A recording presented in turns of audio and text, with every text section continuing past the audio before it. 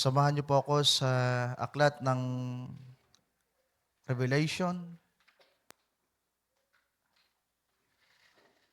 chapter 4, verse 1 and 2. Revelation chapter 4, verse 1 and 2.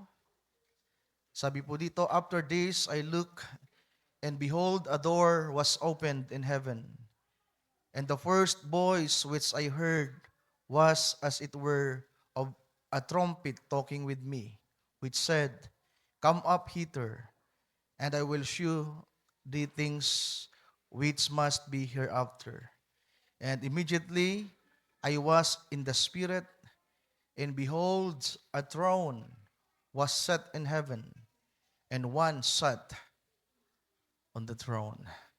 Ang Diyos ang magdagdag ng mga pagpapala sa kanyang mga salita, sabihin natin, Amen. Amen and Amen. You may be seated, mga kapatid. Hallelujah. So, sa araw na ito ay nais ko pong mangusap ng topic na pinamagatan po nating The Door That Was Opened in Heaven. At nabanggit ko na po ito sa inyo nung nakaraang Wednesday, na dapat nga po sana ay nung Wednesday natin to pagsasaluhan, pero inilagay ng Panginoon sa aking puso na gawin na lamang ng linggo para magbenepisyo ang lahat at lahat ay makatanggap ng mga pagpapala sa pamamagitan po ng paksang ito na ibinigay ng Panginoon sa atin. Na ayon nga po sa aking patotoo na nagsimula lamang ang paksang ito sa isang verse na binasa doon sa anniversary sa Goa na dinaluhan namin. Nang banggitin ang verse na ito ay ang Panginoon ay nagpala sa akin, mga kapatid. So sa isang simple verse na nabanggit ay ang Panginoon ay nagpasimulang mangusap sa aking puso at lagyan ng kagalakan at inspirasyon upang ito ay maging isang paksa at may bahagi po sa atin. So yung title natin is The Door That Was Opened in Heaven. Ang pintuang nabuksan o ang pintuang bukas sa kalangitan. The door that was opened in heaven. So yan ay nasa verse 1 mismo. Sabi ng verse 1 nang binasa natin sa Revelation chapter 4, "After this I looked, and behold, a door was opened in heaven." So hinihintay ko sanang may plus yung title natin muli para makita natin. Yeah, thank you. So, the door that was opened in heaven. So, pag-usapan natin kung ano ang pintuang ito na nakita ni Juan na minamahal sa langit na nakabukas, mga kapatid. So, sa aking pag-aaral at pagbubulay at pananalangin sa paksang ito ay naging mahaba and hopefully matapos natin. At hindi po ako magmamadali. Tulungan nawa tayo ng ating Panginoon na makatch up natin ng buong buo yung topic na ito. So, ito ay isang pintuang bukas, mga kapatid. Open door. So, bigyan ko lang kayo ng kaunting background patungkol sa open door. Kung ipa-plus ni Sir Meraan yung picture or screenshot na sinend ko sa Messenger, mas maigi para makita niyo mismo. Ito ay mula na sa makabagong diksyonaryo ng ating panahon at ang isa sa tinitingnan natin ay ang Google at tinutulungan na ng AI na mas lalong naging, sabihin natin, mas malawak ang pag-aaral. Bagamat ang AI ay nakakabahala, pero ito rin po ay nakakatulong. Depende lang po paano natin to gagamitin. Actually, ang AI po ay isang nakakabahalang na invento ng mga tao. Sabi pa nga po sa mga pag-aaral, mas matalino na ang AI sa tao. Kaya pong i-memorize ng AI ang Biblia sa loob lamang ng 1 segundo. Na wala tayong kakayanan na gawin yan. Kaya pong gumawa ng AI ng million of subject and topics para i-preach, para bigyan ang mga minister ng ipapangaral. Ganon po katalino ang AI. Ganon po katalino ang technology sa panahon natin. Pero sabi ng scripture sa Book of Daniel, the knowledge shall increase, but the righteous will be they will continue being as a righteous, pero ang mga masama naman, the wicked will continued as being wicked. So sabi po sa dictionary natin, makabagong dictionary, hindi na yung Webster, bagamat nagagamit pa rin naman natin yan, pero napakadali na po ng pag-aaral ngayon. According to Google, with the support of AI, sabi diyan, often do represent new opportunities by acting as a powerful, universal metaphor for access, invitation, and the transition from the known to the unknown. It signifies a threshold between the past and future, suggesting that a new unblocked path is available for exploration, growth, and a positive change. So napakaganda ng meaning ng open door. Nabasa niyo po ba? Napakinggan niyo mga kapatid.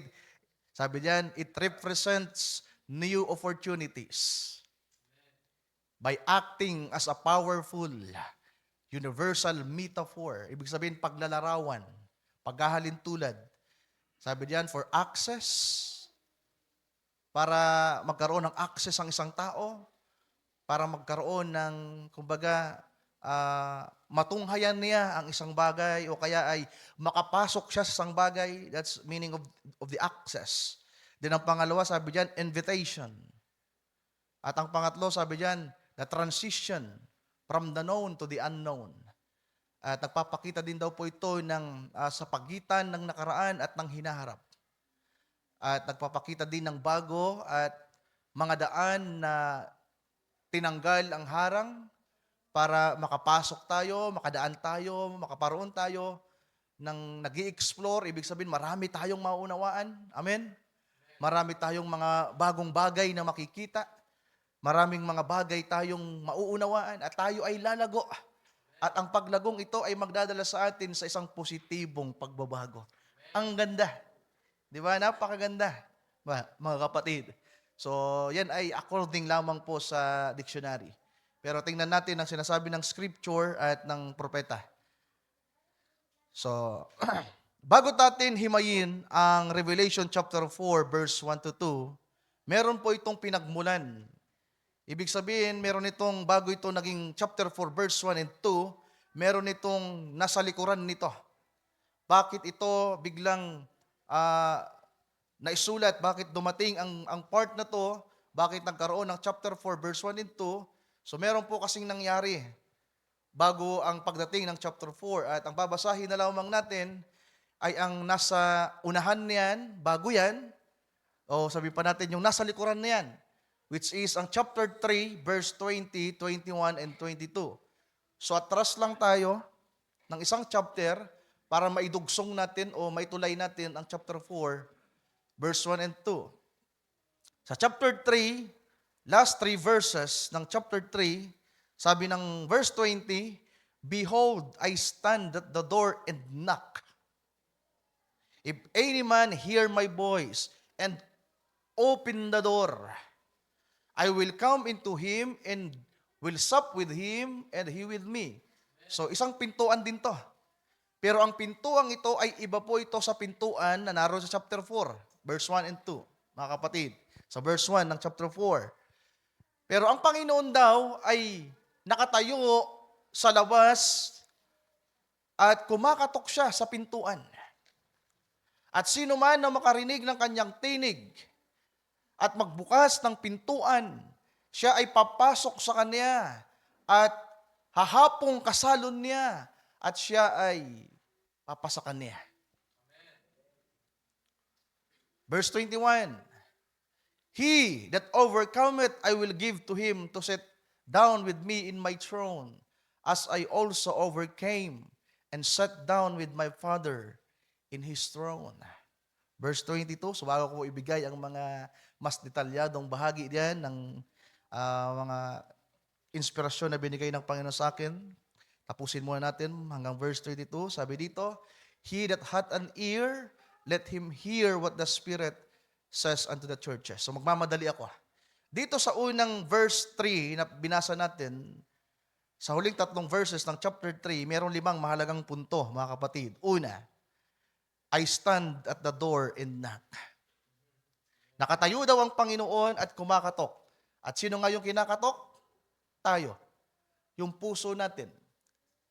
According to the prophet, according to the Bible, ang pintuan ng ating buhay ay ang ating puso. Diba? It is the entrance. Spiritually speaking, mga kapatid. Bagamat ang mata ay pintuan din, ang tenga, diba? Pero ang pinakamahalagang pintuan sa lahat, na dito pumapasok ang mga salita ng Diyos at ang Panginoon, ay sa ating puso. Na kung saan naroon ang ating kaluluwa. Yung kaluluwa natin na nag-i-enjoy sa Word of God. So, yung iba, alam nyo naman ito, napag-aralan natin to, ipinangaral ko na to, itinuro na dati. So, i-connect lang natin ang ilang mga bagay na ibinigay ng Panginoon sa akin. Sa unang bahagi, dito sa unang point, yung I stand at the door and knock, it is represent justification.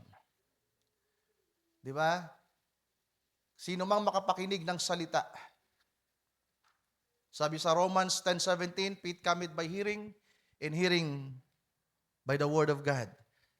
And by faith, Romans chapter 5, by faith we are being justified. Tayo ay inaring ganap, pinawalang sala, at tayo ay inari ng Diyos. Amen.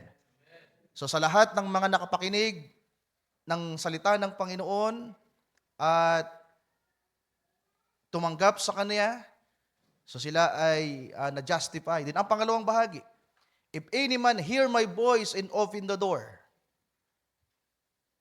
yan po ay ang sanctification process.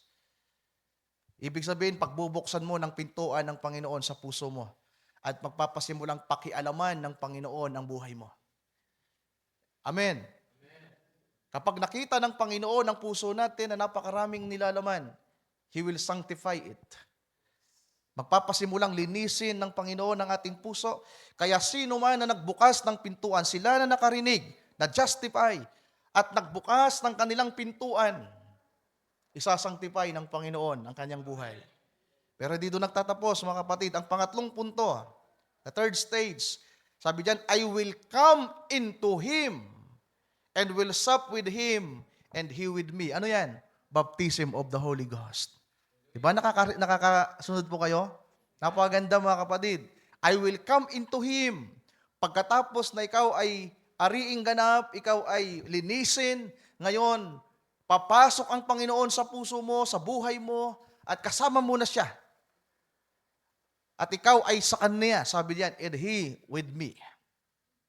At ang pang-apat na punto, ito ang pinakamaganda sa lahat. Ito yung progressive revelation, progressive understanding na i-share ko sa inyo.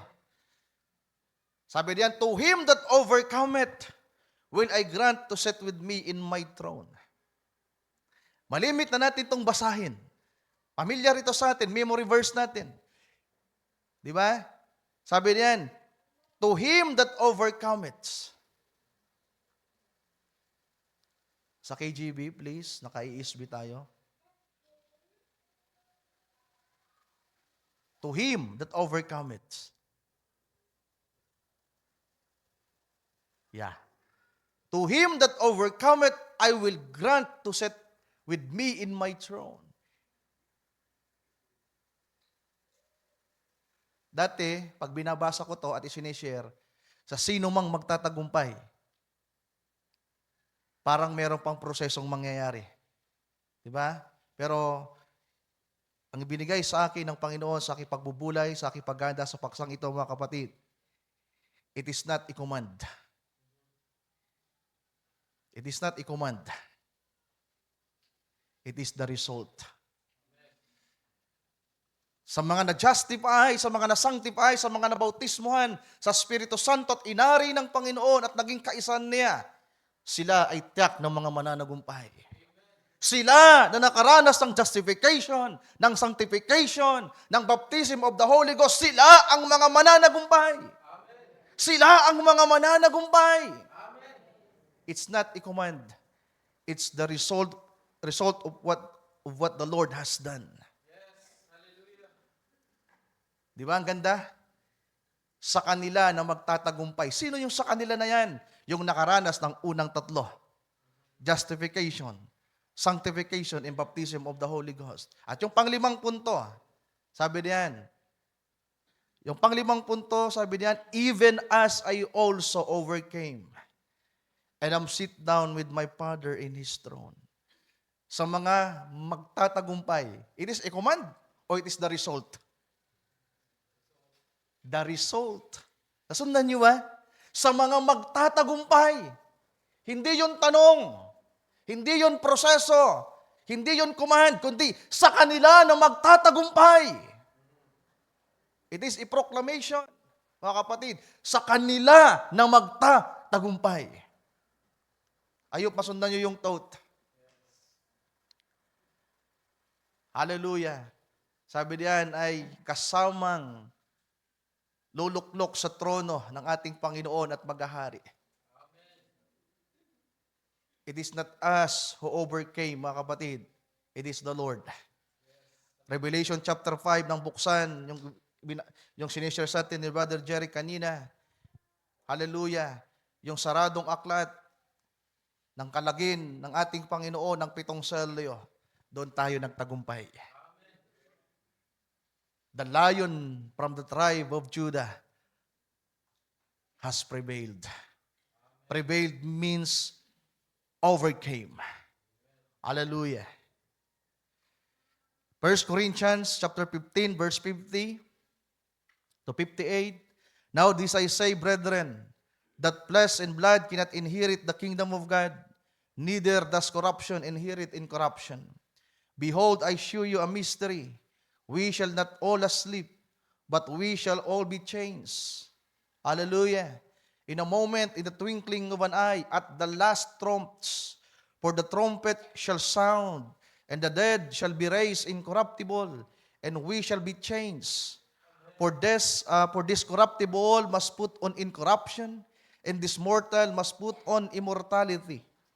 So, when this corruptible shall have put on incorruption, and this mortal shall have put on immortality, then shall be brought to pass the saying that is written, death is swallowed up in victory. O death, where is thy sting? O grave, where is thy victory? The sting of death is sin, and the strength of sin is the law. But thanks be to God, which giveth us the victory through our Lord Jesus Christ. Can we say Amen? Can we say thank you, Lord? Ating palakpakan ng ating Panginoon, mga kapatid. But thanks be to God, which giveth us the victory through our Lord Jesus Christ. Kaya nga sa verse 58, nagsasabi dito, therefore,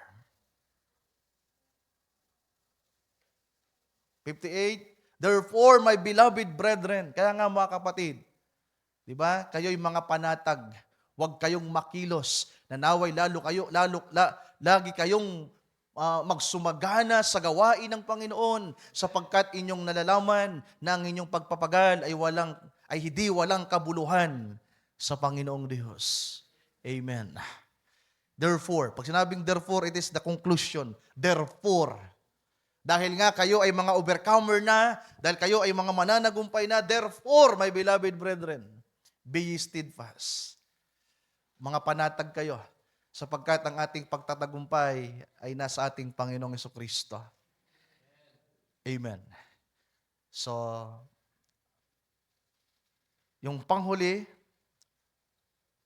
5 lang pala, tama na. So, ang chapter 3, yung last 3 verses ay mayroong 5 mahalagang punto. Una, I stand at the door and knock. May isang pintuan na ang Panginoon ay kumatok. Kinatok tayo ng kanyang salita. Narinig nyo ba ang kanyang salita? Kumatok ang kanyang salita. Hallelujah, ang kamay ng kanyang pananampalataya na dala ay salita, kinatok ang ating puso na pakinggan natin. Then sa mga nagbukas ng pintuan, sila ay nasanctify, sila ay nilinis, at pagkatapos ay binautismuhan ng Panginoon sa kanyang spirito. At sila ay iprinoklama bilang mga mananagumpay. Amen. Hallelujah. Sila ay mga iprinoklama na, to him that overcometh will I grant to sit with me in my throne, even as I also. Tapos na. Yung mga magtatagumpay ay inahalin tulad sa kanyang pagtatagumpay. Ibig sabihin, no failures, mga kapatid. No defeats. Sa bahaging ito, then, sa kanila ng mga magtatagumpay, ay iniisa-isa pa rin natin. Yung pangalawa, if any man hear my voice and open the door, nagbukas ang pintuan. Yung pangatlo, I will come into him. Papasok siya, baptism of the Holy Ghost. Then to him that overcome it, sila ay magtatagumpay. Then panglima, sila ay luluklok na kasama ng Panginoon. So dito tayo sa chapter 4, mga kapatid. Dito sa chapter 4 ay mayroong 7 mahalagang punto. Basahin ulit natin ang verse 1 and verse 2. O kahit nga yung verse 1 na lang. Sabi sa verse 1, after this, I looked and behold, a door was opened in heaven. Dalawang pintuan. Yung isang pintuan ay nasa atin. At kinakailangan nating magbukas ng ating pintuan upang makita rin natin ang isang pintuang bukas. Hindi mo makikita ang pintuang bukas sa langit na nakasarado ang iyong pintuan. Kaya ang ganda ng unang bahagi ng binanggit ni Brother Jeff sa kanyang pagpapasimula kanina, naway ibuksan natin ang ating mga puso sa Panginoon. Diba? You can review that. Binanggit yan ni Brother Jeff. Naalala mo bang binanggit mo yan, Brother Jeff?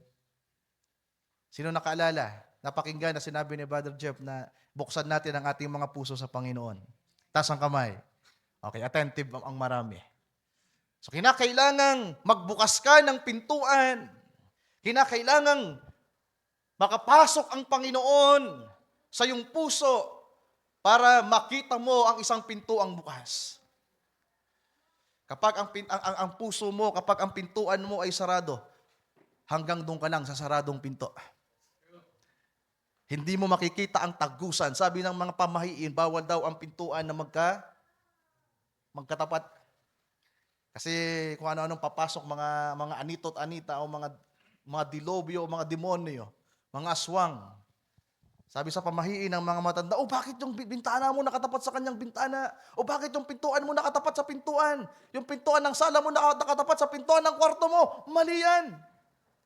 Pero sa Bible, kinakailangan yung pintuan mo nakatapat sa pintuan ng langit. Amen. Kailangan straight line. Kinakailangan bukas ang pintuan mo para makita mo ang pintuan ng langit na bukas sa iyo. Hallelujah. So ano sinasabi ng propeta sa pintuang ito, mga kapatid? Sabi diyan, in the first voice which I heard was as it were of a trumpet. So take note for the word trumpet. At yung trompeta ay hindi lamang trompetang tumutunog, kundi trompetang nagsasalita. Kaya nga naghihintay tayo ng trompetang tutunog, pero ang trompetang ito pala ay nagsasalitang trompeta. At ang sasabihin ng trompeta, umakyat ka. Umakyat ka, pumailan lang ka, lumipad ka, sapagkat may mga bagay akong ipapakita sa iyo. Kanino? Sa mga taong bukas ang pintuan, na nakikita ang isa pang pintuang bukas para pumasok doon. Walang makakapasok sa pintuang ito ng langit na nakabukas, na ang kanyang pintuan ay nakasara. Kadalawang pintuang bukas ito, mga kapatid. Hallelujah. And may the Lord help us. Dalawang pintuan, take note for that. Ang isang pintuan ay sa atin. At ang isang pintuan ay nasa langit. So 7 mahalagang punto ang nandito. Una, behold, a door was opened in heaven. Ano kaya yan? Pangalawa, a trumpet talking with me. Pangatlo, come up hither. Pang-apat, I will shew the things which must be hereafter. Panglima, I was in the Spirit. Nasa verse 2. Yung panglima, I was in the Spirit and immediately I was in the Spirit. So sino dito ang nakakaalala pa nung ipangaral ko ang may pamagat na I was in the Spirit? Hallelujah. So hindi yan yung bautismo ng Espiritu Santo. Yan ay ang pagsama na ng nobya ni Kristo sa Kanya. Hindi ito siya napapasok sa atin, hindi ito siya nasasama sa atin, kundi ikaw ito nasasama na sa Kanya. Kinakailangang samahan ka ng Panginoon, niligawan ka, inasawa ka, aasawahin ka. Lahat ng kanyang mga pangako, sinabi na niya, sinamahan ka niya. Nangako siya na kailanman ay hindi kanya pababayaan, kailanman ay hindi kanya iiwan. Pero kinakailangan ang nobya ni Kristo ay merong willingness, voluntaryo na pagsama sa Panginoon. Na kung saan siya paroroon ay dapat nandun din ang nobya ni Kristo. Hallelujah. Kaya yung panglima, I was in the Spirit. Yung pang-anim, behold, a throne was set in heaven. So naulit lang yung nasa chapter 3, yung trono. Doon sa mga mananagumpay, may trono. Dito nakita mismo ni Juan ang trono na nakaset up sa langit. At ang pampito, nakita niya na merong nakaluklok sa trono. One sat on the throne. So I hope na take note ninyo yung pito at iisa-isahin natin yan. Sa oras na ito, mga kapatid.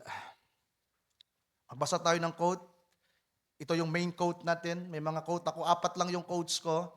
Pero ito ay tinatawag ko main quotes. Sapagkat uulit-ulitin natin ang quote na ito.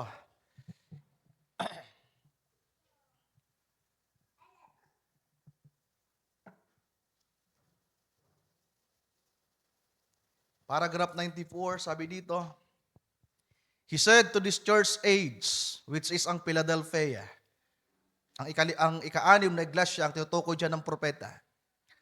Sabi diyan, I've set before you an open door. He said that to the Methodist church, and they turned away from it. Went in organization. So sabi ng propeta, pakibaba lang po muna. Sabi ng propeta, sinasabi niya ang bagay na ito sa iglesyang ito, which is ang Philadelphia, na sabi ng Panginoon, nagtalaga ako ng isang pintuang bukas. At sinabi niya sa mga Metodista, sa panahon ng Metodista ang bagay na ito, pero ito ay tinalikuran, ito ay tinanggihan nila at sila'y bumuo ng organisasyon. Nag-set up ako, naglagay ako sa inyo ng pintuang bukas. At pagkatapos sabi dito, tinanggap sana nila ang pagpapakabanal, ang second stage. He said, ilalagay ko ang pintuang bukas, which is the Holy Spirit. Ano yung pintuang bukas? Ang banal na Espiritu. Sabi ng propeta, narito ang mga Metodista, ang ika-anim na iglesia ng kapanahunan, nasumpungan nila ang pagpapakabanal, ang second stage. Pero meron silang tinanggihan, yung pintuan. Sabi diyan, I'll put the open door, inilagay ko ang bukas na pintuan. Ang banal na Espiritu, nasa pamamagitan ng isang Espiritu, tayong lahat ay nabautismuhan sa isang katawan, kay Kristo. Narito inilagay niya ang mensahe sa mga Metodistang simbahan at ito'y kanilang tinanggihan. Ito'y kanilang rineject. They come up to sanctification. Nakarating sila sa pagpapakabanal, pero tinanggihan nila ang banal na Espiritu. Remember that open door. Nakarating sila sa dulong bahagi. 95. How do you get into Christ? By one Spirit, Holy Spirit, which is Christ's Spirit. We've entered in, not by handshaking, not by sprinkling, but by one Holy Ghost baptism. We are all baptized into one body and made partakers of that body, one Holy Ghost baptism into that door. Amen. Ang pintuan daw ay ang Espiritu Santo at ang pintuan ding ito ay ang bautismo ng Espiritu Santo. 96. This door set in heaven. That door, when he looked up, he saw the Lord Jesus. Just watch the following part of it. That door, the Lord Jesus. So ang pinto daw mismo ay si Kristo. Kaya ang banal na Espiritu at si Jesus Christ, ating Panginoon, iisa. I look and behold, a door was opened in heaven. Yan yung chapter 4, verse 1. I look and behold, a door was opened in heaven. And the first voice I heard was a voice of a trumpet. 97. Itong mahalagang parte. Now the scene is changing. Dapat nga po yung title ko nito, From Patmos to Heavenly Vision. Sabi diyan, now the scene is changing. John's been watching Patmos, and now he looks up. Why? He sees something went on earth. Here, these church ages, all down the 7 church ages. And then, after he got through seeing the church ages, after that, after the church ages has ceased, he heard a voice, and he looked up towards heaven, and he seen an open door. And the first voice sounded like a trumpet. All right, scene changed from Patmos to heaven. Paragraph 98 hanggang 100 tayo, tapos isa-isahin na natin. Paragraph 98. The voice was the same voice that walked in the 7 golden candlestick. Same voice. The voice didn't change, but the voice, where was it when he heard it the first time? How many remembers in the first church age? I was in the Spirit on the Lord's day. 99 na tayo. Paragraph 99 to save time. Sabi niya, now after he showed him all the mystery of them 7 golden candlestick, holding the 7 stars, and white wig on, and so forth, and feet like a brass, and eyes like fire, the symbols. Then he heard the same voice, paulit-ulit yung voice, as like a trumpet. Napakinggan niya ulit yung tinig na kagaya ng trumpeta, speaking from heaven. And he looked up and saw an open door. Oh, an open door into heaven. How do you get in? By Jesus Christ. That one door, one way, no other way. Any man that climbs up any other way, same is a thief and a robber. And in the parable of the one who climbed up and was at the wedding supper without a garment on, was found guilty and bound and cast out into outer darkness. Only one way, coming to the wedding supper. I believe I preached on it, sabi ng propeta, maniniwala ako, pinangaral ko na ito dati. So dyan lang muna tayo magtatapos, mga kapatid. Nabasa po ba natin yung sinabi ng propeta? Meron daw pong pintuan sa langit. Hallelujah. Isa-isahin natin.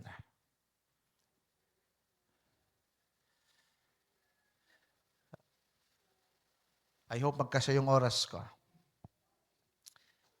Hindi ko na po ila-elaborate itong 7, sapagkat after ng 7, iisa-isahin natin yung pintuan. Behold, a door was opened in heaven. Narito ang isang pintuang bukas sa langit. Sino ang nagsasalita? Sino ang sumulat? Si John the Beloved. At sino ang tipo ni John the Beloved, mga kapatid? The bride. Kaya matapos ni John na maranasan ang justification, ang sanctification, ang baptism of the Holy Ghost, ang pagtatagumpay, hallelujah, narito, nakita niya ang pintuan na bukas. Wala pong literal na pintuan sa langit. Kung paanong walang literal na libro sa langit, wala pong literal na pintuan sa langit. Nilinaw na ng Biblia, sabi ng Panginoon, I am the door. I am that door.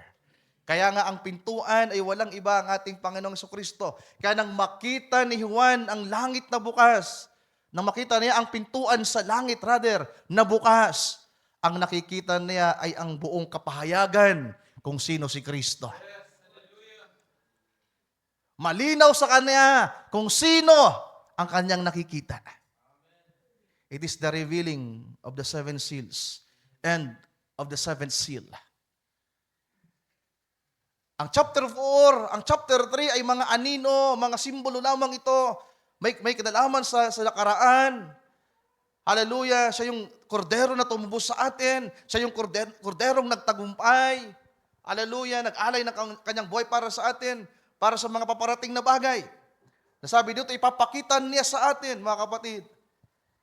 Kaya yung unang bahagi, behold, the door was opened in heaven. It is the revelation of Jesus Christ.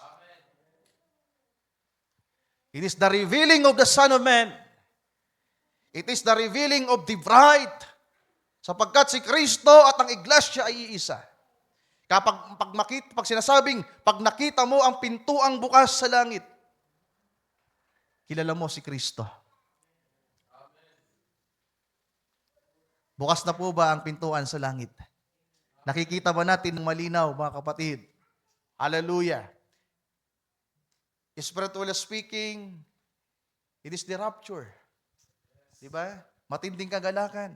Ang makita mo na ang langit ay nagbukas, hindi lamang yung aklat ang nagbukas, kundi ang nakita mo ay merong pinto ang nagbukas. Di ba may aklat na nagbukas, pero bago pa nagbukas ang mga aklat na matanggal ang 7 selyo, merong pinto ang nagbukas sa langit. At ito ay nakita ng malinaw ni Juan na minamahal, mga kapatid. So ang unang punto sa chapter 4, yung behold, a door was opened in heaven, it is the revelation of Jesus Christ. Take note for that. It is Christ been revealed to the bride. Amen. Sabi pa ng propeta, Christ is the mystery of God revealed. And the bride is the mystery of Christ revealed. Hallelujah. Pangalawa, a trumpet talking with me.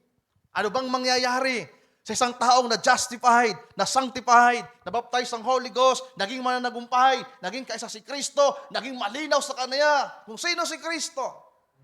Ang kasunod niyan, a trumpet talking with me. Ano meron yan? Ano meron sa trumpet? It is our body change. Amen. It is our body change, mga kapatid. Kapag ang trumpeta ay tumunog na, kapag ang trumpetang ito ay magsalita na, ang unang ihatid sa atin ito ay pagbabago ng ating katawan. At pagkatapos, ano yung pangatlong punto? Pagkatapos na marinig yung trumpetang nagsasalita, sabi ng trumpeta, come up hither. Di ba? Magbabody change muna tayo. Yung mga nangamatay, mabubuhay. Yung kanilang katawan, muling babalik sa kanilang kaayusan. Mababago sila. Then tayo nangatitira na buhay sa panahon na yan, ay babaguhin na kasama nila. Sa isang kisap mata. Amen. Sa pagtunog ng paghakak, tayo papalitan. Ang katawang mortal, magiging immortal. Yung pagtatagumpay na ginawa ng Panginoon na binasa natin kanina sa Korinto, kamatayan, nasaan ang iyong pagtatagumpay? Kasalanan, nasaan ang iyong pagtatagumpay? Ang ating pagtatagumpay ay kinamtan na ng ating Panginoong Jesucristo. It is a proclamation, mga mahal kong kapatid. It is a report. It's not a command. It's not a process. It is a report. It is the conclusion that Christ overcame. The book with the 7 seals were opened and revealed to us. Naging malinaw sa atin ang mga bagay-bagay. Kaya yung trumpetang nagsasalita, yan ay ang pagbabago ng ating katawan din. Yung come up hither. Ano yan? Yung inaawit natin, meeting in the air. The rapture. Amen. Pagkatapos ng pagbabago ng ating katawan, may kakayahan ng pumailan lang ang katawang ito. Come up hither. Yung iba nahirapang umakyat sa church. 2nd floor pa lang. Pero sa mga itinalagang nobya ni Kristo, papailan lang ka. Patungo sa ibang dimensyon. Patungo sa lugar kung saan naroon ang ating Panginoon. Then anong sumunod? Pagkatapos mong ma-rapture, physically, hindi na ito spiritual lamang, nakapahayagan, nakagalakan, kundi ito'y tipot larawan na ng rapture talaga. Pagkatapos ng rapture, habang andun ka sa langit na nagpipiesta, ang tawag dito ay wedding supper, wedding feast. Amen. Sabi ng Panginoon, ipapakita ko sa inyo ang mga mangyayari sa ibabaw ng lupa at sa mga sa darating pang mga panahon. Kaya habang ang nobya ni Kristo ay nagkakasayahan sa langit, nakasama ang Panginoon sa wedding supper, nakikita natin kung anong nangyayari sa ibabaw ng lupa. ang fulfillment ng mga propesiya. Ano yung makikita natin? Tribulation. Yung matinding kahirapan na hinula sa Biblia, na sabi ng Panginoon, kailanman ay hindi pa ito nangyari. Makikita natin. Yung World War III, ngayon maugong na ang World War III. Anumang oras, anumang buwan, anumang taon, pwedeng maganap ang World War III. Makikita natin itong nagaganap sa lupa habang nandun tayo sa langit, nakasama ang Panginoon.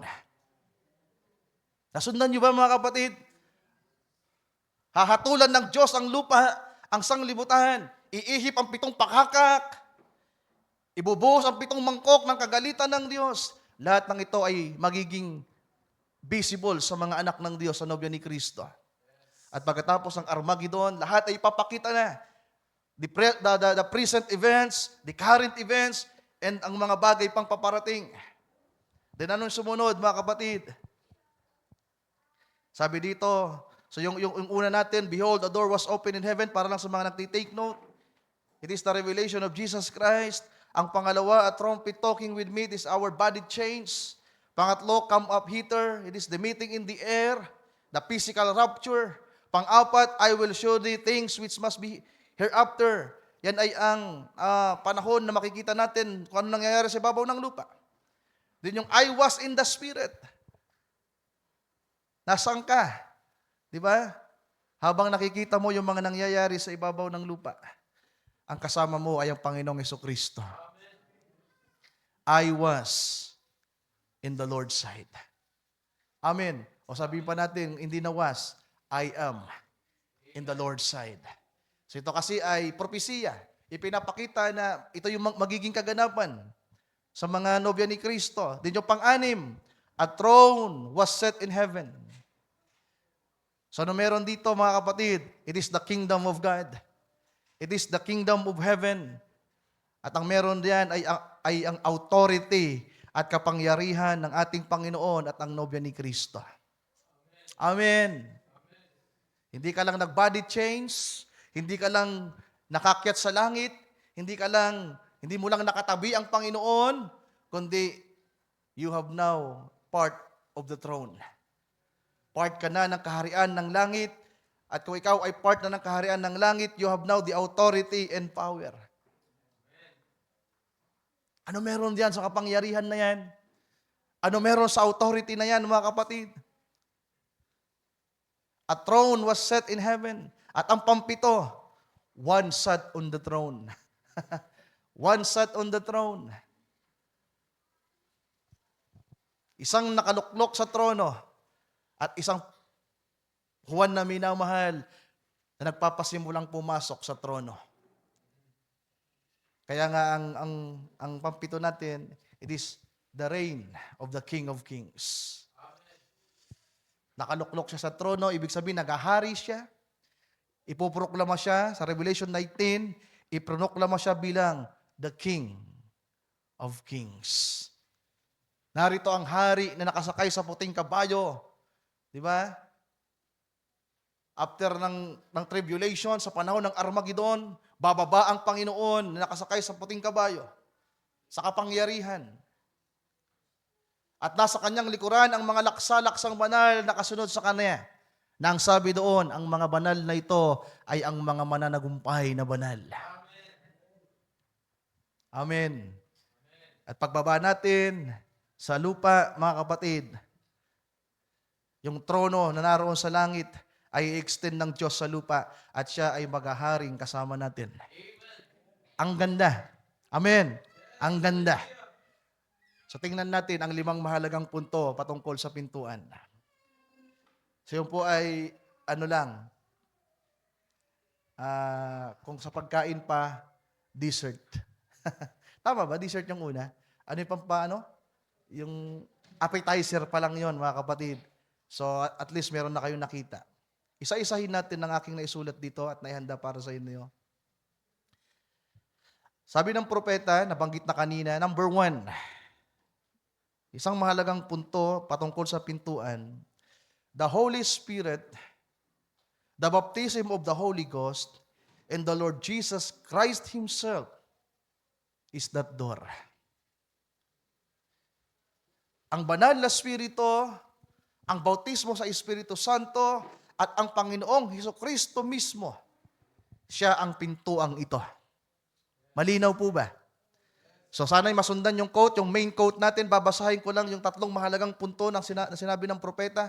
Sabi niya, I will put the open door, which is the Holy Spirit. Balikan mo yung mga binasa natin kanina sa unahang bahagi, 94. Gaya ng aking instruction, mapapabalik-balik tayo sa quote na ito. So ang una, pakihanap na lang yan. I will put the open door, which is the Holy Spirit. And by one Spirit, we are all baptized into the body, which is Christ. So ang pangalawa, sabi dito, this door set in heaven, that door, when he looked up, he saw the Lord Jesus. Just watch the following part of it, that door, the Lord Jesus. And ang pangatlo, sabi diyan, one Holy Ghost baptism into that door. So walang masyadong paliwanag sa number 1. Lahat naman po siguro tayo dito agree and amen na ang pintuang ito walang iba ang ating Panginoong Hesukristo. Amen. Number 2. Tinatawag ko itong the greatest opportunity. Alam niyo kung bakit, mga kapatid, sinasabi nila, naririnig natin ito, na kapag merong pintuang nagbukas, merong bagong oportunidad. Sino pang nakakaalam ng kasabihan na yan? Sabi nila, okay lang yan, kapag merong nagsara, meron namang mga bagong pintuan na magbubukas. So maraming oportunidad sa ibabaw ng lupa, sa ating karira, sa mundong ito, sa mga nag-aaral, sa mga nagtatrabaho, sa may mga pangarap, maraming pintuan na pwedeng magbukas. Pagkatapos mo mag-aral, pag nakagraduate ka, pag nakapasa ka, maraming pintuan na pwedeng magbukas. Pero kung merong isang pintuan na dapat matiyak mo at makita mong bukas at makapasok ka at mag-grab mo ito, ay ang pintuang ito na pinag-uusapan natin.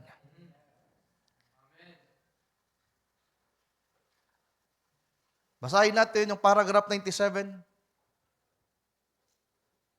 Sabi diyan, now, the scene is changing. Sana makita niyo ang pagbabagong ito. John's been watching Patmos. Ang una lang nakikita ni Juan ay mga earthly things. Ang nakikita lang niya ay ang mga bagay sa lupa.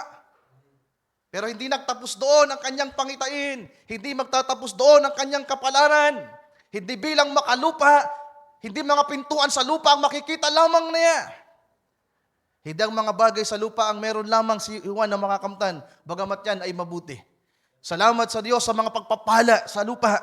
Salamat sa mga probisyon. Salamat sa pag-aaral, sa mga nakapagtapos ng pag-aaral, sa mga magulang na sumusuporta sa mga anak na nagpapaaral. Salamat! Sa mga trabaho, sa mga negosyo, sa lahat na. Salamat sa Panginoon. Lahat ng yan ay galing sa Kanya.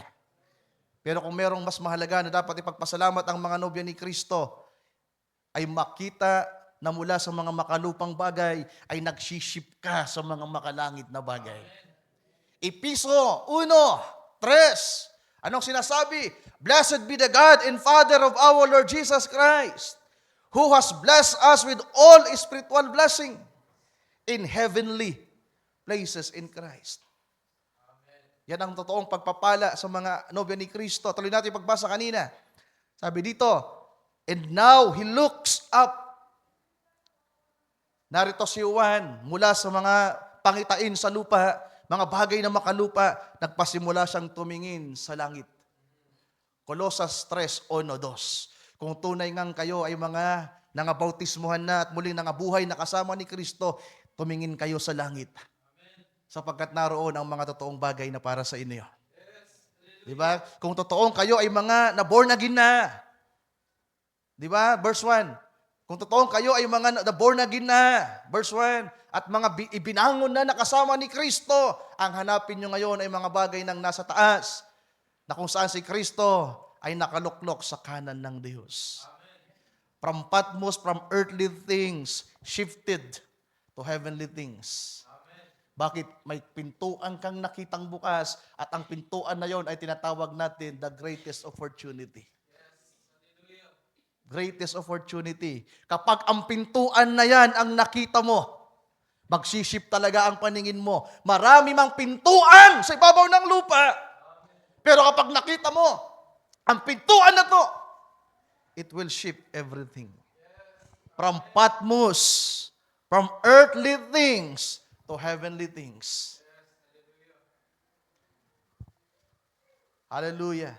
Sabi dito, he sees something went on earth.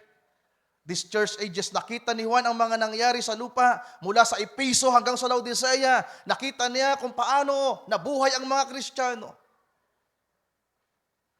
Pero spiritually speaking, mga kapatid, ang makita mo ang mga bagay na ito, ang magkaroon ka ng kapahayagan, ang magkaroon ka ng kaunawaan, ang magkaroon ka ng kaalaman, ano meron sa 7 kapanahunan ng iglesia, ang makita ang hiwaga nito.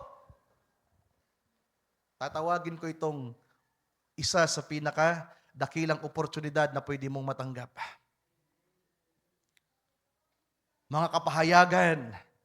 Hallelujah. Sabi dito, all down the 7 church ages.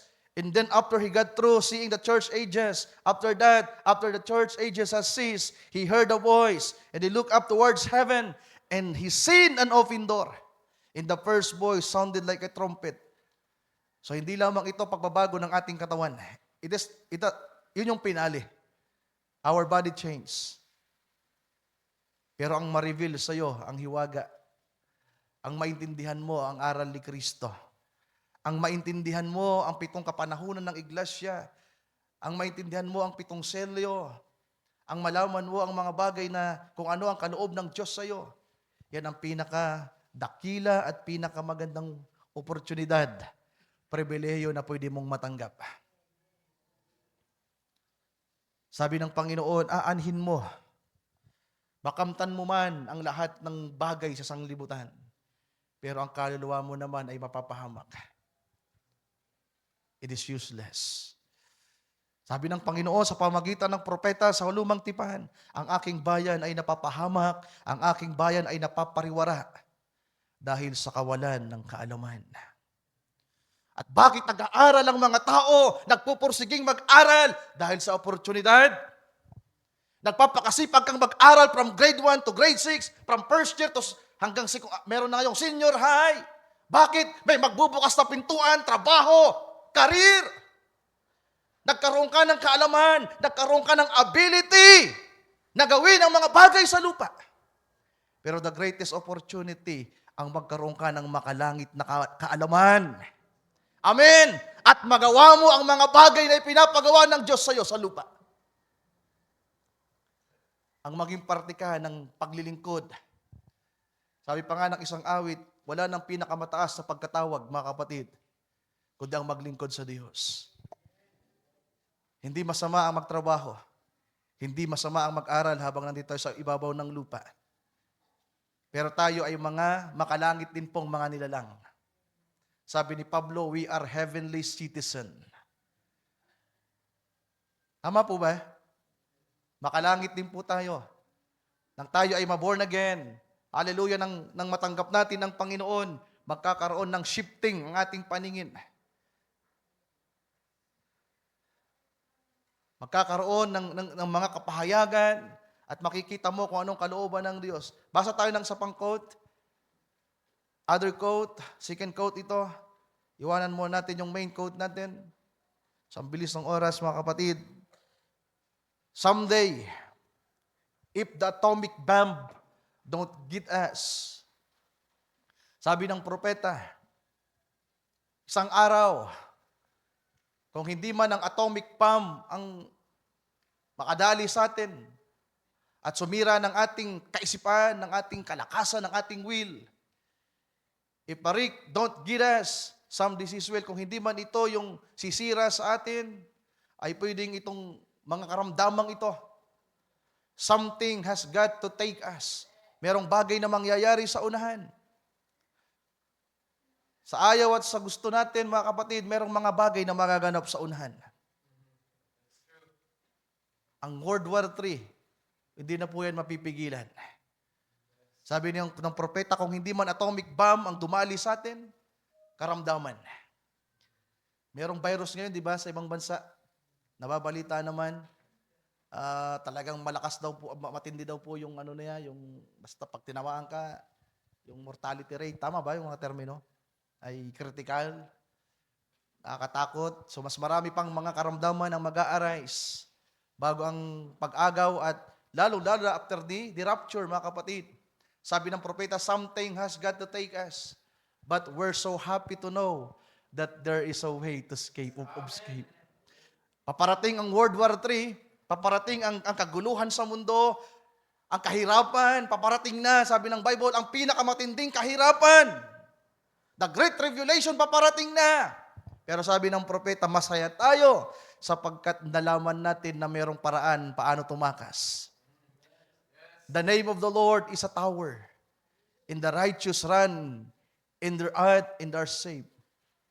Sabay mula sa kaibuturan ng puso ng propeta, sabi niya, God made a sinner, friend tonight, boy, girl, man, or woman, see the open door, the opportunity. So anong tinawag ng propetang the opportunity para takasan ang meron dito sa ibabaw ng lupa, mga kapatid ko? Si Kristo pa rin. The greatest opportunity is no other than the Lord Jesus Christ. Amen. So sana ang nakita na natin na nagbukas na pintuan, na hindi ka na wala ka pang katiyakan. Dahil kapag ang pintuang ito ang nabuksan sa iyo, ipagkakatiwala mo ang buhay mo sa Kanya. Lord, kayo na po ang bahala. Kung makakapagtapos po ako ng pag-aaral, Panginoon, salamat. Kung magkakaroon po ako ng trabaho, Panginoon, salamat. Pero lahat ng bagay na meron ka, na ipinagkakatiwala mo sa Diyos na hindi ka lumalayo sa pinakadakilang oportunidad na tanggap mo sa ibabaw ng lupa, ilalapit ka niya. Ang pag-aaral mo, ilalapit ka niya. Habang naroon ka sa paaralan, hindi ka makasarili nag-iisip ng mga pangarap mo. Kundi iniisip mo kaya ka nag-aaral sapagkat parte yan ng layunin din ng Diyos sa buhay mo. Nagtatrabaho ka na iniisip mo na ito'y kalooban ng Diyos sa buhay mo, na hindi ka lumalayo sa gawain. Kundi habang nagtatrabaho ka, masaya kang nagtatrabaho, na lalong nagiging malapit ang puso mo sa Panginoon. Bakit? Nakikita mo sa trabaho na pinagpapala ka ng Diyos. Kaya ang totoong oportunidad, mga kapatid, ang totoong tagumpay, ang totoong pagpapala, nagsisimula sa pintuang bukas sa langit. Hindi sa lupa. Maraming pintuan sa lupa, pero yan ay mga temporal lamang. Pero ang pintuan sa langit, mananatiling bukas para sa mga anak ng Diyos. Hallelujah. Sabi ng propeta, nawa, mula sa kanyang puso, habang nangangaral siya, bigla siyang sumambitla, God made a sinner, friends, tonight, boy, girl, man, or woman, see the open door, the opportunity. At ang opportunity ito, makita si Kristo at tumakbo ka sa Kanya. Amen. Number 3, pangatlong pintuan.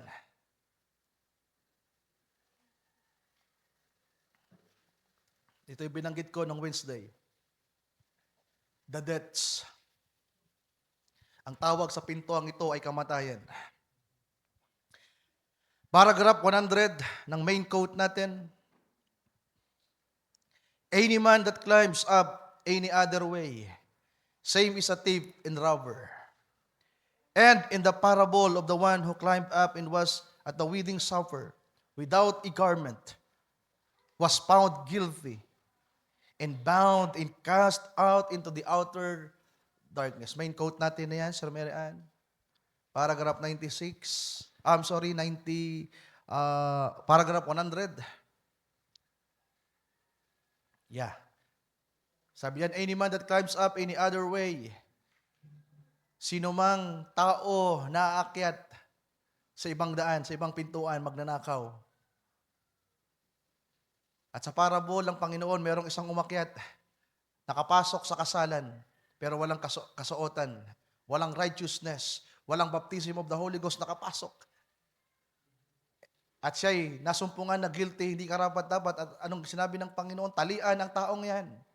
At itapon siya sa outer darkness. At yan ay ang Great Tribulation. Ang tawag pa dyan ng propeta ay total separation. Yung iba mararapture, hallelujah, at yung iba ay itatapon sa tribulation. So ano meron dyan mga kapatid?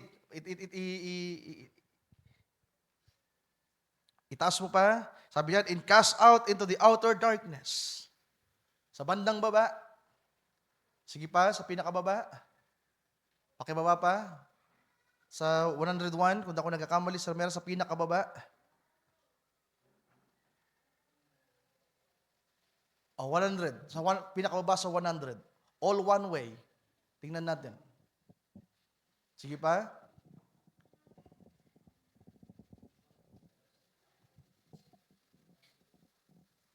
Ayan, yan. Sabi diyan, kadugsong lang pala, sabi diyan, and bowed and cast out into outer darkness. Only one way, coming to the wedding supper. So yung iba, na-rapture, yung iba itatapon sa outer darkness. Ano meron doon mga kapatid? Separation. Ano meron sa tribulation?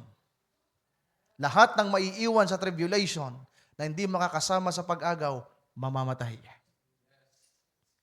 Kaya merong isang pintuan para makarating ka doon, ang tinatawag ay kamatayan.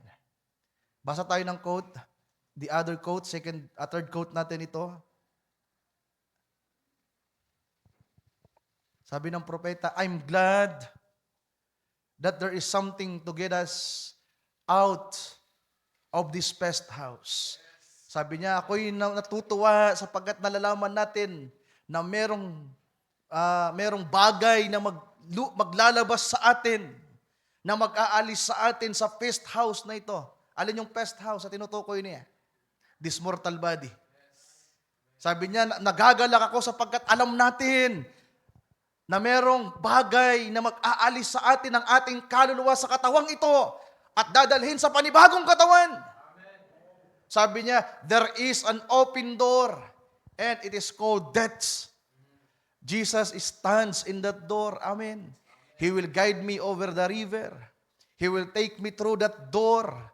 There's great door standing yonder called death. And every time your heart beats, you're one bit closer to it. And someday I must come to that door. You must come there. But when I come there, I don't want to be a coward. I don't want to scream in backup. I want to come to that door, wrap myself in the robe of His righteousness. Not mine, His. But this I know, that I know Him in the power of His resurrection. That when He calls, I will come out from among the dead to be with Him out of this pest house. Wherever this body might fall and wherever it might land, whatever it is, I will come out someday because He promised it to me. And we believe it. Yes, sir. He's making one that cannot fall. Amen. So meron daw pong isang pintuan na tinatawag na kamatayan. Kaya sa mga may sakit dito, sabi ng propeta, huwag kayong maging duwag. Kung hindi tayo papalari na buhay sa panahon ng pag-agaw, sabi doon, hindi ako iiyak, hindi ako sisigaw, hindi ako magiging duwag na harapin ang kamatayan, sapagkat alam ko ang kamatayan ay pintuan lamang para makasama ko siya. Yes, hallelujah. Tama ba? Yes. Ang kamatayan ay pintuan para makasama ang Panginoon over the yonder. Kaya kung may mga namatay man at mamamatay pa, mga kapatid, pintuan pala yan. Pero spiritually speaking, nabanggit ko ito nung nakaraan. Kung i-apply natin to sa spiritual, may dalawang uri ng kamatayan. Natural death and spiritual death. So yung binabanggit ng propeta, more on natural death, na kung siya man ay mamamatay, ito ay pintuan lamang para makasama niya ang Panginoon. Magbabago ng lugar ang kanyang mararanasan from earth to paradise, na kung saan doon sa paraisong yon, beyond the curtain of time, ay wala ng pagtangis. Wala ng kahirapan, wala ng pagtanda. Nang makita ni Brother Branham yung beyond the curtain of time, lahat ng mga nandoon, batang, mga nangamatay sa panahon niya, yung mga matandang namatay, yung nasa 80 years old na binautismohan niyang, pagkatapos ng bautismohan ay namatay, nang siya'y makaparoon sa tinatawag na beyond the curtain of time, niyakap siya ng babae. Dalaga. At nang siya yakapin ng babae, sabi ng propeta, walang emosyon, Walang last. Genuine love ang meron. At iniyayakap siya ng maigpit ng babae. Sabi ng babae, Brother Branham, nakikilala mo ba ako? Do you recognize me? Sabi na, no, sister. Who are you?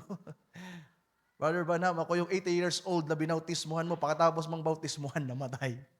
Pero salamat sa iyo, sapagkat nandito ko.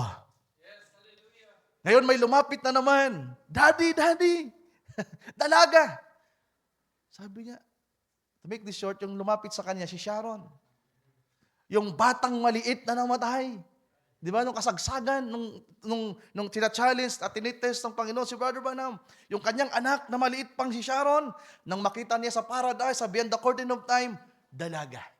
Yung binautismuhan niyang matanda na namatay, nang makita niya, dalaga. So ang kamatayan ay pintuan lamang sa mas magandang buhay, mga kapatid. Kaya sabi ng propeta, hindi ako magiging duwag kapag haharapin ko na ang kamatayan. That's natural death. Ang pangalawa ay ang spiritual death. Dati tayong mga patay. Episo 2:1. Pero salamat sa Panginoon, tayo kanyang kinikend. Binuhay tayo. At tayong dating mga patay dahil sa ating mga kasalanan, our trespasses and sins, tayo ay naibalik sa Panginoon. Di ba? Dating patay. Ano yung gawain natin doon sa lugar na yon? Mga masamang bagay. Dahil sa kamatayang yun, sa pintuang yun na naroon tayo, pumasok tayo doon, ang gawain natin ay hiwalay sa Diyos. Pero salamat, mula sa pintuan ng kamatayan, sa spiritual na pagiging masama, trespasses at gumagawa ng kasalanan, inalis tayo ng Panginoon doon at dinala at ipinasok sa panibagong pintuan. Amen. At kinakailangan, bago ka pumasok sa pintuang yon, mamatay ka ulit sa iyong sarili. Pagkatapos mong buhayin, kinakailangan mong mamatay ulit para makapasok ka sa pintuan ng langit. Brother Ryan, parang nakakalito naman yung sinasabi mo. Pagkatapos naming buhayin, kinakailangan naming mamatay para makapasok sa pang pintuan. Ang tinutukoy na pong kamatayan dito ay kamatayan sa ating sarili. Sabi ng Panginoon sa Matthew chapter 16, then said Jesus unto his disciple, verse 24, if any man will come after me, let him deny himself and take up his cross and follow me. Yes. Ipinangaral ko na to dati. Bakit dadalhin mo yung cross? Di ba? Para saan yung cross? Hindi para maging display. Para diyang ka mamatay. Tama po ba? Bitbit mo yung krus kung paano ang Panginoon binitbit niya ang kanyang sariling krus at doon sa krus na yun, doon siya pinako. Ngayon sabi ng Panginoon sa lahat ng mga disipulo niya, kung sino man ang nais sumunod sa akin, talikuran niya ang kanyang sarili. Pasanin ang kanyang krus at mamatay para sa akin. Nasaan ang kamatayan niyan, Brother Ryan? Verse 25. Tagalogin natin para mas maintindihan natin, sapagkat ang sino mang iligtas ang kanyang buhay ay mawawalan nito. So para saan ang krus? Kinakailangan mong mamatay sa iyong sarili. Spiritually speaking, ano yan mga kapatid? Self-denial. Kinakailangan mong talikuran ng iyong sarili. At hindi na ikaw ang mabubuhay kundi siya. At ang sino mang mamatay sa kanyang sariling buhay, dahil sa akin, ay makakasumpong ng tunay na buhay doon sa pintuan ng langit. Malinaw ba? Malinaw po ba mga kapatid? So ang kamatayan ay isang pintuan. Naturally speaking, and spiritually speaking, mga kapatid. Ano yung may experience ng mga taong hindi mabu-born again? Yung mga taong hindi nabautismuhan ng Espiritu Santo ng Panginoon. Yung mga taong hindi naranasan ang self-denial. Tribulation, unang-una. Imbis na rapture, ang mararanasan mo tribulation. Isa ka sa itatapon sa outer darkness. Kapag hindi ka namatay sa iyong sarili, mayroon kang ibang pintuan na pupuntahan. Papunta ka sa dakilang kapighatian. At ang pangalawa, ang sinasabi ng scripture, ang lake of fire. Basahin natin, Revelation chapter 20, verse 14. Sabi dito, and death and hell were cast out into the lake of fire. This is the second death. So yun ang pangalawang pintuan. Pintuan saan? Sa matinding paghihirap. Gusto mo makapasok sa pintuan ng walang katapusang paghihirap? Huwag mong talikuran ang iyong sarili.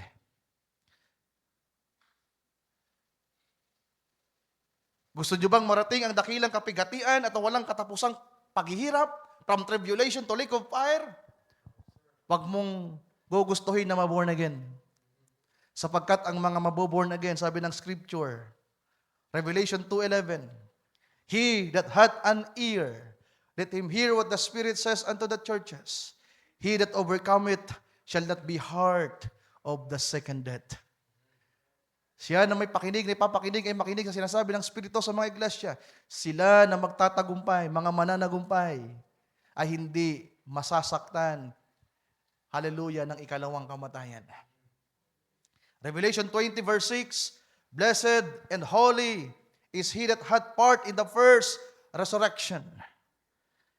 On such of the second death has no power, but they shall be priests of God and of Christ, and shall reign with him 1,000 years.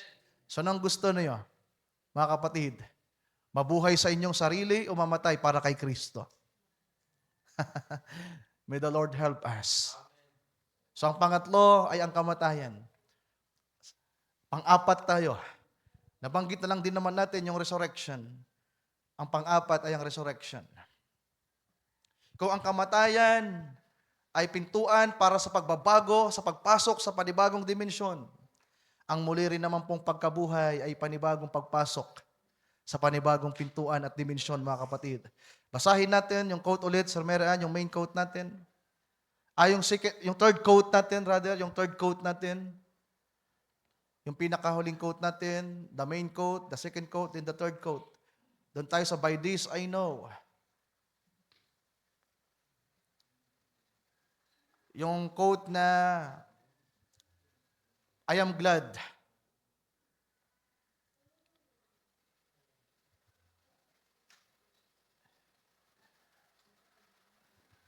Sabi dito, doon tayo sa but this, dyan, sa part na yan. Sabi niya, but this I know, that I know Him in the power of His resurrection, that when He calls, I will come out from among the dead, and to be with Him out of this pest house. Wherever this body might fall, and wherever it might land, whatever it is, I will come out someday, because He promised it to me, and we believe it. Yes, sir. He's making one that cannot fail. Kung ang kamatayan sa laman ay pagpasok sa panibagong pintuan patungo sa Panginoon, mga kapatid, ang muli rin namang pagkabuhay, amen, ay pintuan. Panibagong pintuan para makasama ang ating Panginoong Yesus. So ang pang-apat, the resurrection. Yung binasa natin kanina sa verse 6 ng chapter 20 ng Revelation, sabi dito, Blessed and holy is he that has part in the first resurrection. On such the second death has no power, but they shall be priests of God and of Christ, and shall reign with Him 1,000 years. Amen. Hallelujah. Another verse, Revelation chapter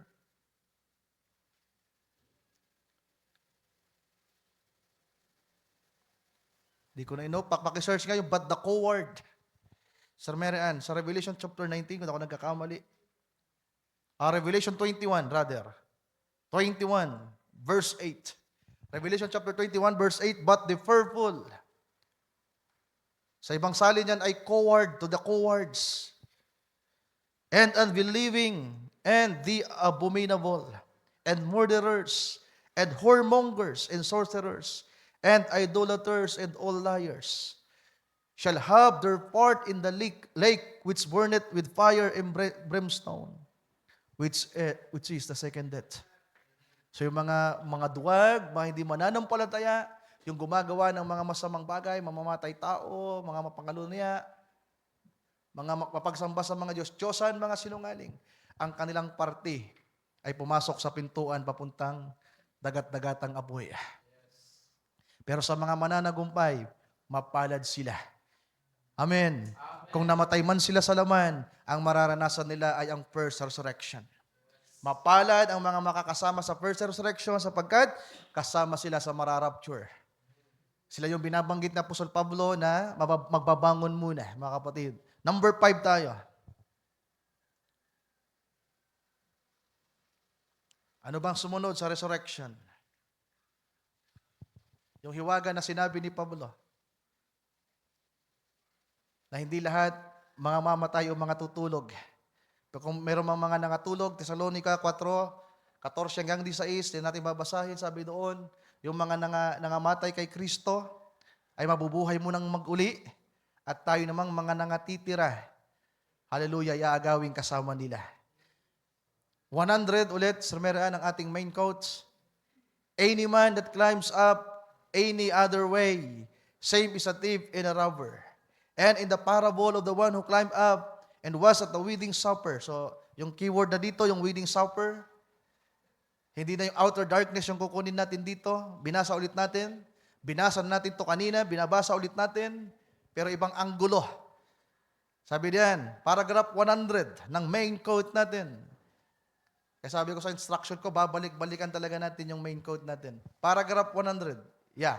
Any man that climbs up any other way, same is a thief and a robber. And in the parable of the one who climbed up and was at the wedding supper without a garment, on was found guilty. So yung isang part, may mga tao na itatapon, ang kanilang kahantungan ay ang dakilang kapighatian. Pero yung iba naman ay mananatili sa kasalan. Amen. Mananatili sila sa wedding supper. Kaya sabi doon sa sumunod, pakitaas po, only one way coming to the wedding supper. Meron daw pong isang paraan para makasama ka sa kasalan.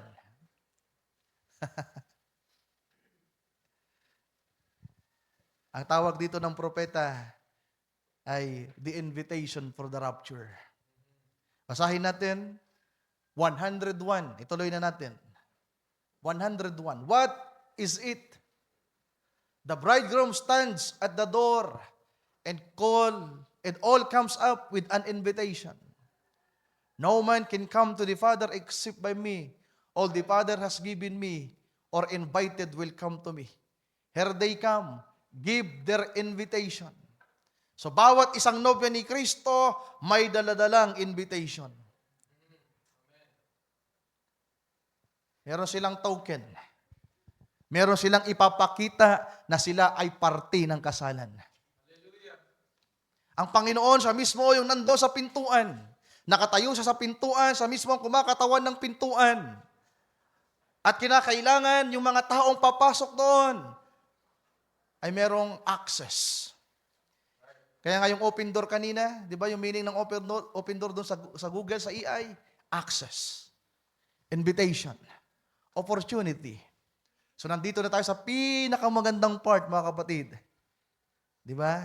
Yung pinakamasayang seremonya na magaganap sa buong plano ng Diyos. May mga anak ng Diyos, may mga nobya ni Kristo na papasok sa pintuan na may daladalang invitation. Yes, hallelujah. Basahin natin, sabi dito, what is it? The bridegroom stands at the door and all comes up with an invitation. No man can come to the Father except by me. So walang makakaparoon sa Ama maliban sa akin. May keyword na. So sino yung invitation? Ang invitation ay hindi card. Ang invitation ay persona. Kinakailangan ng ipapakita mo si Kristo. Nasundan niyo ba? Yung invitation. Hallelujah.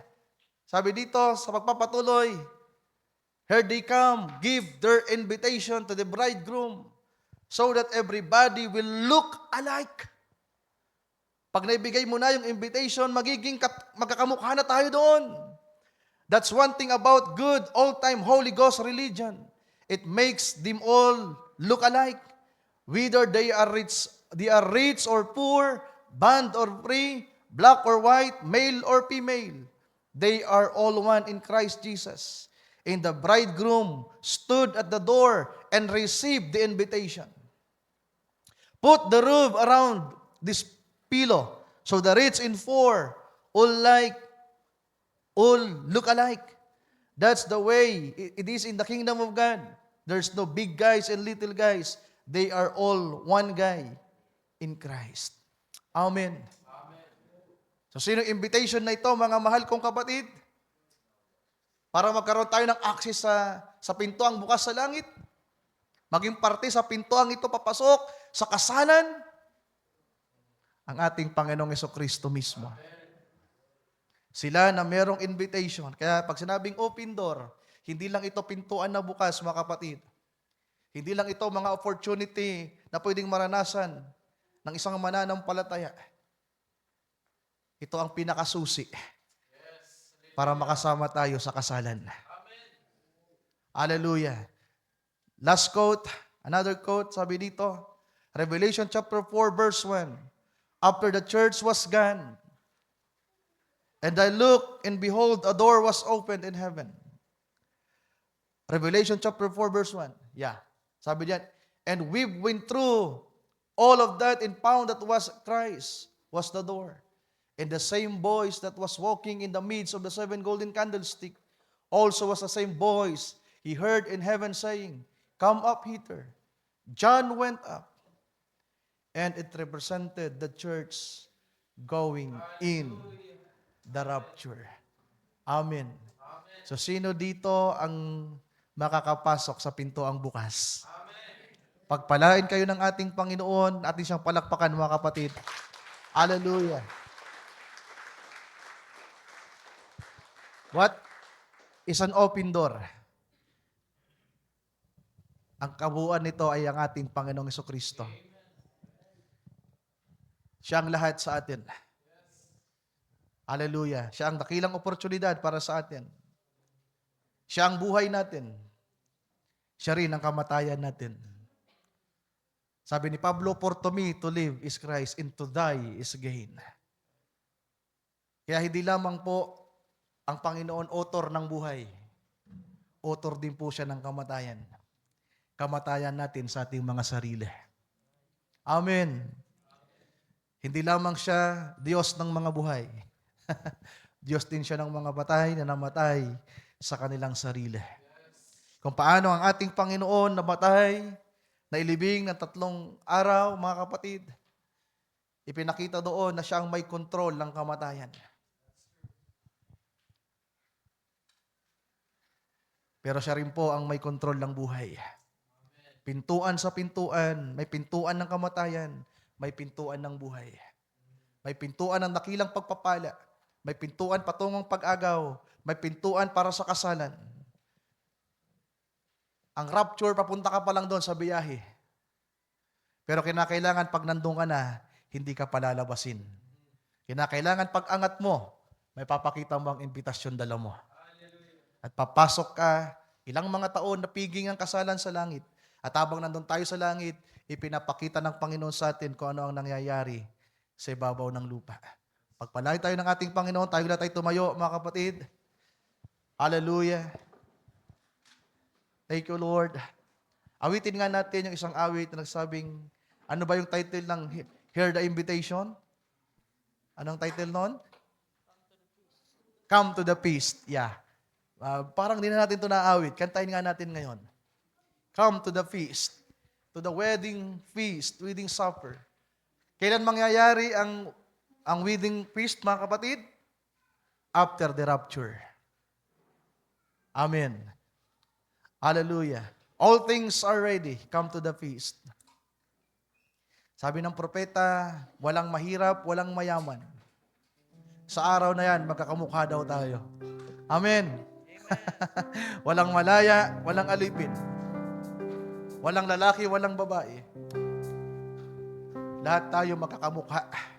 Iisang damit ang suot natin. At ang suot nating damit ay ang maluwalhating katawan. Tama po ba? Ang suot natin ay glorified body. Pare-paras tayo ng buhok, pare-parehas ng tenga, walang may nunal, walang may punggod. Di ba? Walang bungi. Kung ano yung buhok mo, buhok ko. Kung ano yung mukha mo, mukha ko.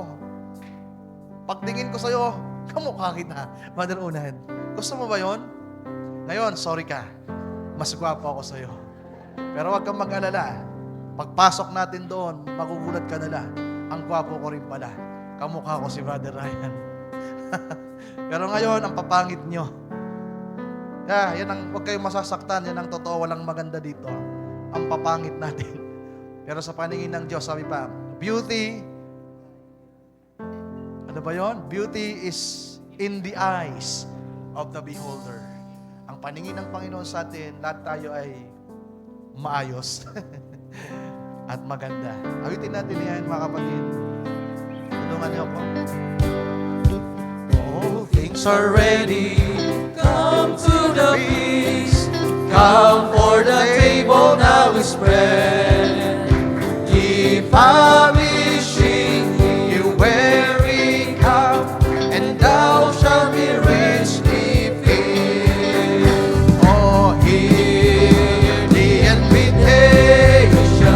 Come whosoever will. Praise God for full salvation. For whosoever will. All things are ready. Come to the feast. Come, for the Lord is open wide. A place of honor is reserved for you on the Master's side. amen. Hear the invitation. Come whosoever will. Oh, praise God for full salvation. For whosoever will. All things are ready. Come to the feast. Come while He waits to welcome thee. Hallelujah. Delay not while this day is nigh. Tomorrow may never be. Oh, hear the invitation. Come whosoever will. Yung mga invitation, taas nyo kayo kamay nyo. Taas nyo kamay nyo. Yung mga invitation na. Tingnan nyo. All things are ready. Come to the feast. Let be here and world is dry. Hallelujah. Come feast upon the Christ of God and bring everlasting life. Ilugay po natin.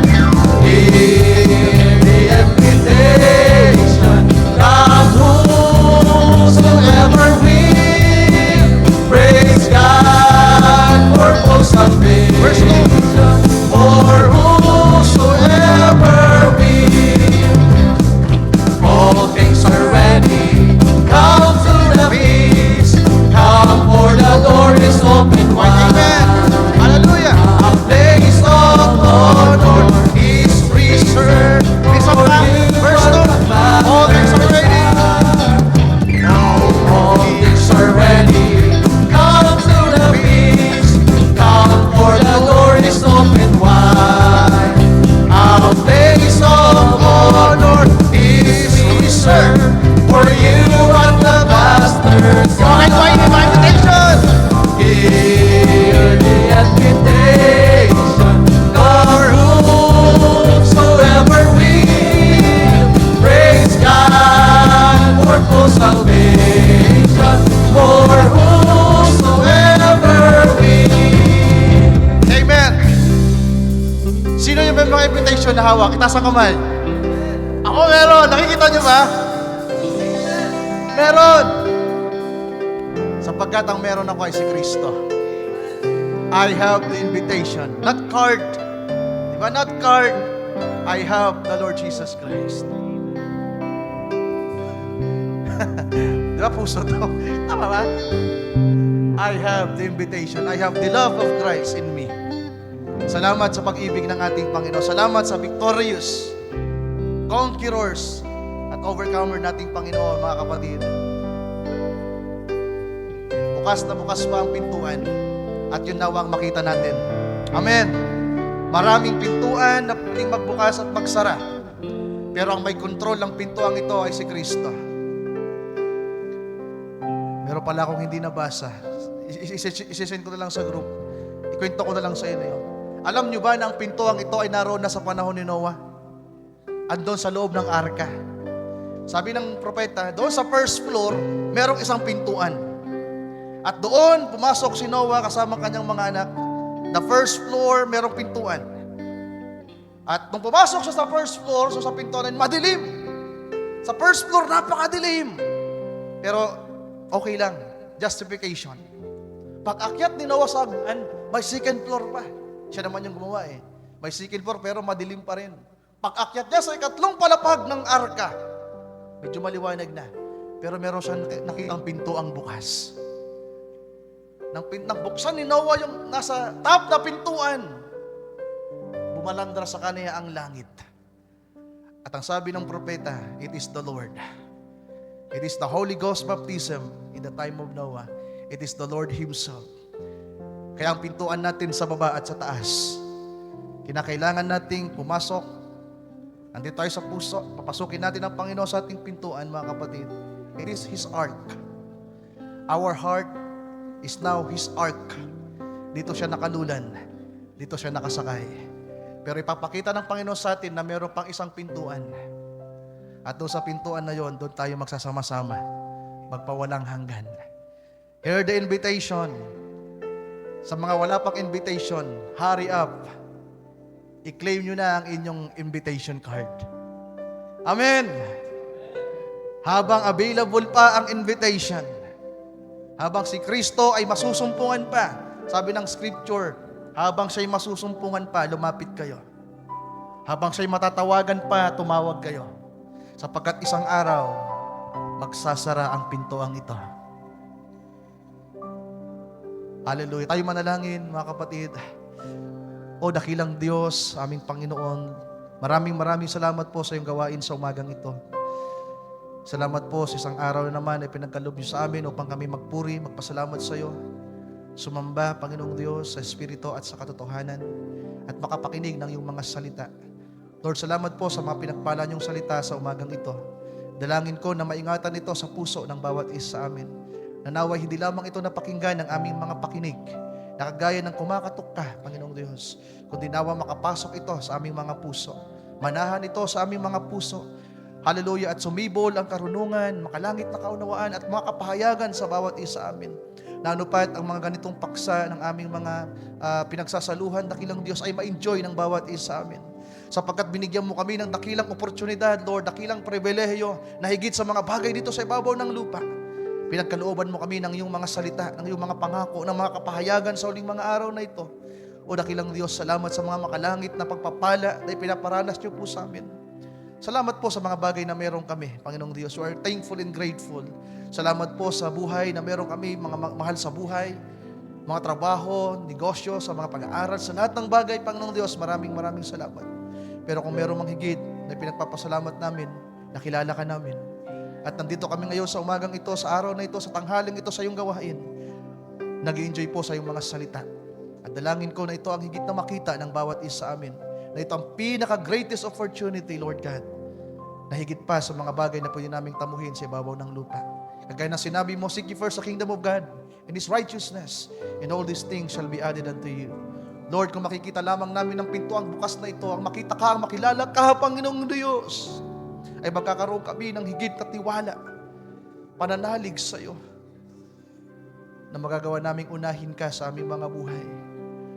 Ano pat ang mga pagpapala naming makakamtan ay maglalapit sa amin sa iyo, Lord God, at magdadala sa mga higit pang mga testimonies, Lord, patotoo sa buhay namin, kung paano ka naging tapat at mabuti sa bawat isa.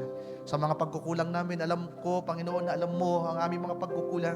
Marami sa amin ngayon, tila basiwan, ang nakikita pa lamang ngayong Patmos, Lord, ang paligid. Pero salamat, sapagkat itinalaga mo ang bawat isa na makita ang mga makalangit na bagay. From Patmos, Lord, to heavenly things. Hallelujah, mula sa mga earthly things, patungo sa mga heavenly things, Lord. Salamat sapagkat merong shifting na nangyayari sa buhay namin. Na dati, mas nakatuon ang aming mga mata, ang aming mga atensyon, ang aming puso sa mga bagay ng lupa. Pero ngayon, napapasimulang makita namin ang mga bagay sa langit. Mga bagay na inihanda mo po, O Diyos, sa bawat isa amin, na mga tunay na pagpapala, tunay na kayamanan na hindi nananakaw, na hindi nasisira, Panginoong Diyos, mga bagay na inihanda mo po sa bawat isa amin. Mga bagay na hindi man lamang namin naisip, hindi namin alam, Panginoong Diyos, pero ang mga bagay na ito inihanda mo po sa bawat isa. Pagpalain niyo po, Panginoon, ang aking mga kapatid, ang mga bisita, ang mga kapatid nasa malayong lugar, Lord God. Patuloy na, ikaw nawa magpalago sa bawat isa. Patuloy na gumabay at tumatubay. Ikaw pang patuloy na mag-ingat sa bawat isa amin, Panginoon, habang kami ay patuloy naghihintay sa iyong dakilang pangako, sa pag-agaw na mararanasan ng bawat isa amin. Habang kami ay patungo diyan, ikaw nawang maging protection, Lord, ng bawat isa amin at maging provision ng bawat isa amin. Maraming salamat po, Panginoon. We bring back to you all the glory and praises. Hallelujah. Sa oras na ito, aming dalangin ito sa mo, hiniling sa iyo lamang at sa iyong dakila at banal na pangalan aming Panginoong Jesucristo. Everybody says Amen. Amen and amen. Nating palakpakan ng ating Panginoon, mga kapatid.